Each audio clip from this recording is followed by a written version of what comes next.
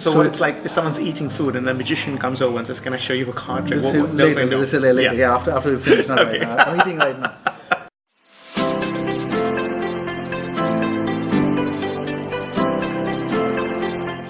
Hello everyone, I am here today with a special guest, Mangesh Desai. And Mangesh is all the way from India, and he is pretty much one of the best magicians in India, at least one of the busiest magicians in India. So let's talk about what it's like performing magic in India, because you all know, and most of you, YouTube is an international audience, but a lot of my fans and followers are based in London. So you know what it's like doing weddings and parties and that sort of thing. But what is it like performing magic in India? Do you have a lot of magicians at weddings, or is it mainly the corporates? Well, I think magic scene in India has just started to grow up. You know, it's until now magic was all about kids' birthday parties. That's mostly what people used to do. So when you hear magic or magician, they go, "Oh yeah, is he the pulling rabbits out of hats?" Yeah. And that? Okay. I don't know what that means, but yeah. I think pulling a rabbit out of the hat. Yeah. So yeah, that's what many of them think. But I would say last 4 or 5 years, there has been a scene in the corporate world where they actually understand what the difference between a magician and a mentalist. Right. Also, they understand that magic is different for kids and adults. So they actually they ask you, do you just do it for kids or do you do it just for adults? And that's At least they're asking that question, because initially they wouldn't even ask that. They as in not really clients, but they as in the event companies. Okay, so the companies who book us. Okay. The managers and the event companies. Yeah. So your work mainly would be in corporate events. Would I be correct by saying that? Mine is, yes, mostly corporate events, sometimes weddings. I'm not really a fan of weddings. Okay. But it gives good money. Okay, yeah, there you go. Yeah. So is it mainly stage, or is it close up, or what sort of stuff? For me, it's more stage, Okay. but I also do close up. But I think close up doesn't pay you as much as stage. Of course. I wouldn't say always money. Sometimes close up might pay you money, but not the respect that you would get in a stage show. Okay.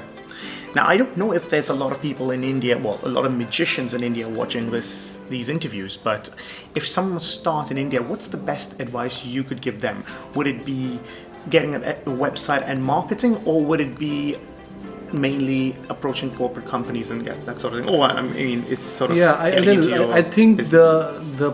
I would actually say the thing that's going wrong in India right now with most of the magicians is they're all doing the same stuff. Right. Everyone, as of now, I think is following mentalism. Everyone is trying to be Darren Brown.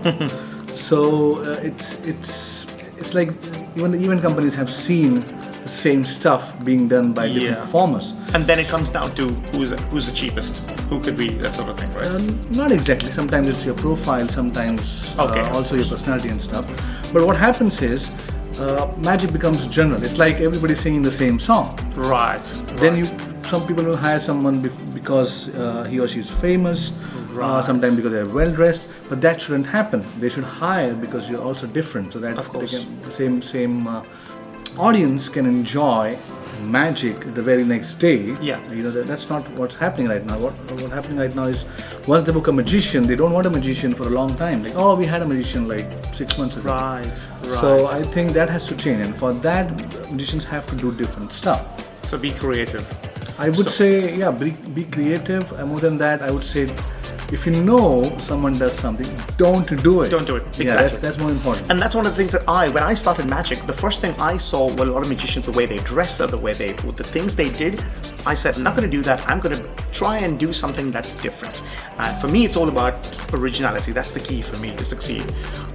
So in terms of magic on television in India, do you have any big TV magician? How's like India's Got Talent, that sort of thing? Is that... In fact, this year's winner on India's Got Talent was a magician. Sadly, I've heard, I'm not sure, but I've heard he's more of an actor than a magician. Right. And he was asked to do a certain tricks which magicians denied to do. Oh, I see. Because they were already done on America's Got Talent or Britain's Got Talent. So they wanted him to copy. You're always going to get that politics on sort of TV shows like this. Yeah, but even after all that, magic isn't big in India. Right. I think quite frankly because magic, I think anywhere on TV, I think any country in TV, making magic more successful on TV is difficult because it's difficult to believe that what's happening doesn't have a camera trick. Of course. And that's always the hard thing about TV magic. I think magic is best watched live. Definitely. I agree with that, yes. What about residencies? Do you have a lot of residencies? Not yet. I have very few. I would firstly, I would say the culture is very different. Right. In India, mostly when people go to eat, they just Yeah. go to eat. Okay, okay. They do not sit for like 2 hours Right, eating right. the food. It's usually quick. It's usually go order Right. food and here it's different. People a lot of times go out to eat. Going out to eat is also like an entertainment. Like you go, you sit, you order, you watch something. Yeah. We've still just started to get that culture. It's not Right. still there. So So what it's- it's like if someone's eating food and the magician comes over and says, "Can I show you a card trick?" They'll say They'll say later. no. They'll say later. Yeah, after we finish. Not Okay. right now. I'm eating right now. In fact, it happened to Right. me on the cruise ships once. Really? At an Indian table. Okay.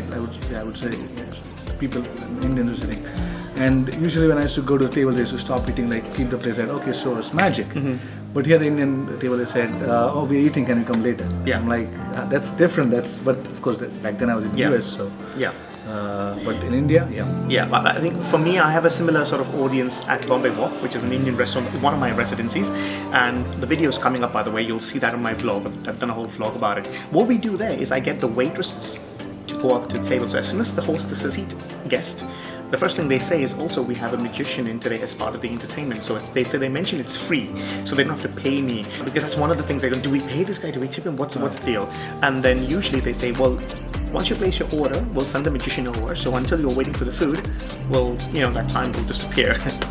But yeah, that's what it's okay. So residencies are still very, it's not very No, new. it's pretty new. Okay. Also, I suppose in terms of income, I'm sure it's the same here. That what you get paid in residencies, you don't get paid. Of course not. Yeah, you don't. Yeah. Yeah, you don't get paid in residencies what you get paid in shows. Yeah. So it's a bit difficult to balance. That is one, and second is in India the market is quite even industry is quite connected. So if they find out that you're performing someplace at this price, it will be difficult to Yes. sell you at a different price. That's true. That's right. yeah. So once they know, if you come to India and you do a show for a very low price, Yeah. although you want to do that show and you're happy to do it, or you might be having 10 shows at a particular price, Right. that price is fixed. To grow that price is going to take a long time. Yeah. So holding a price and getting the right price for yourself is not as easy as it is in markets like here, where people don't really know each other much. Here, I think most of the bookings come directly. Like they Right. book a magician, they call the magician, they call him. Yeah. In India, most of their bookings happen through event agencies. So it's not. So if you really want to become professional, try to get a manager in India. Right. That's great advice. Yeah, so it's a great insight to what's happening out there in the East. Thank you, Mangesh, for taking time to do this interview. I hope you guys learned something or just had fun watching this. Until next time, I'll see you guys very soon. Bye-bye.